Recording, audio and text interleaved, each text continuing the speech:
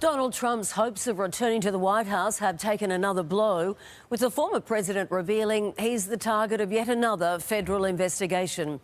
Already the first president in American history to be criminally charged by the Department of Justice, he's now facing further potential federal charges for allegedly trying to overturn the 2020 election results. Our US correspondent Catherine Firkin has more.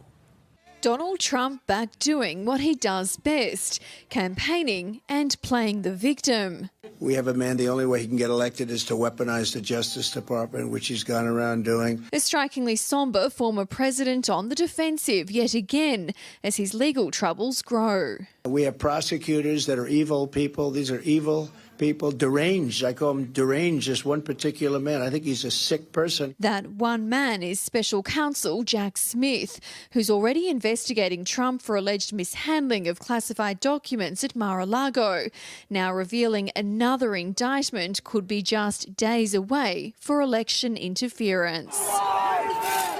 His role in stoking the January 6 riot and his actions before, during and after are likely at the heart of the investigation. The Capitol was invaded, the electoral count was halted, and the lives of those in the Capitol were put at risk. This is big trouble for a man with hopes of returning to the White House. I believe that we're looking at days, potentially weeks, for the next federal indictment of the former president of the United States. Allies of Trump have been quick to come out swinging. Yeah, it's absolutely. If you noticed recently, President Trump went up in the polls and was actually surpassing President Biden for re-election. So what do they do now? Weaponize government to go after their number one opponent. His main challenger was more cautious with his words. I think it was shown how he was in the White House and didn't do anything while things were going on. He should have come out more forcefully, of course that.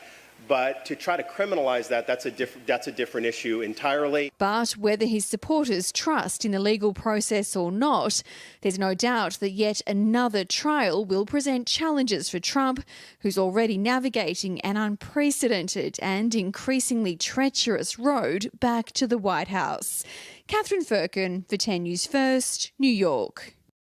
Help is arriving in Greece as wildfires continue to burn across tinder-dry country near Athens.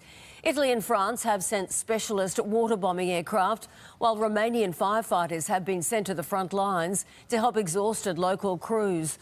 On the outskirts of Athens, highways were closed and residents have been told to be ready to leave as wildfires sweep across the hillsides towards homes and an oil refinery. Did they do anything to extinguish any fires? They sent 2 planes in the afternoon and that was it. That's their plan? 2 planes to extinguish a fire that has a 40-kilometre front line. Fire crews had to make a special visit to a local convent to convince the nuns to leave as fires edge closer to their hilltop home. Canada is still attempting to gain control of hundreds of blazes in its worst fire season on record. There are more than 900 fires burning across the country, with almost 600 of those classified as out of control. Smoke from the blazes is still drifting across the border into the US, exacerbating heatwave conditions and creating some of the worst air quality in the world. Phoenix in Arizona has set a new heat record after experiencing 19 days of temperatures over 43 degrees. The city is sweltering, with the homeless and the elderly the worst affected, and there is little relief in the forecast. Unfortunately, this 19 days is going to climb to 20, likely 21, 22, 23, even potentially in the mid-20s. More than 12,000 record-high temperatures have been recorded in the US so far this year. The hottest just yesterday in California's Death Valley, a sweltering 52 degrees. Extra police resources have been deployed onto the streets of Israel after a day of national protest spiralled into social disobedience. Tens of thousands took to the streets, chanting now a well-worn demand that the Prime Minister, Benjamin Netanyahu, abandon his controversial judicial reforms.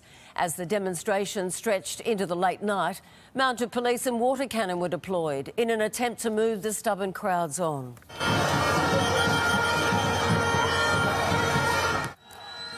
The protests, now in their 7th month, have taken on a sense of urgency as Netanyahu and his allies push ahead with the program. The first stage is expected to become law in a matter of days.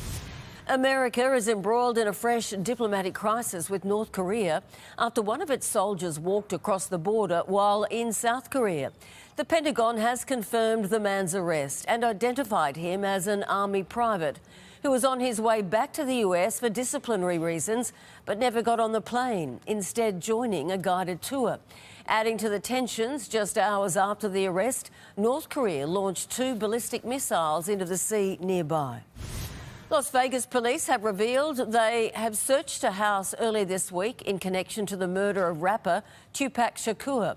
The police chief told local reporters that detectives are working on the cold case once again, but wouldn't confirm if they have any new leads. Tupac was shot on the Las Vegas Strip after leaving a Mike Tyson fight in 1996. He died a week later.